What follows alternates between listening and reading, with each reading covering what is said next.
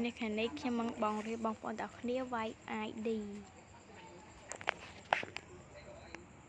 ឥឡូវយើងចូលមកកាន់ Sakura School យើងចូលមកឃើញបែបនេះចាឥឡូវយើងចូលកន្លែងនេះមកហើយចុចអាពាក្យនេះចុចកន្លែង ID ហើយយើងដាក់លេខមកឥឡូវចង់បានរោងការចឹងខ្ញុំដាក់ឲ្យបងប្អូន1 2 16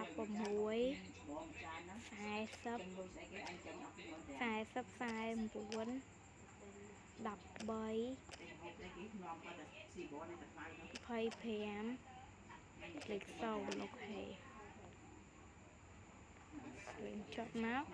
វាចេញឡើងបងប្អូននេះអូស្អាតខ្លាំងមែនតើអានេះរោងថ្ងៃខូកណៅដែរបងប្អូននេះស្អាតខ្លាំងណាស់នេះបងប្អូនណាចង់បានអត់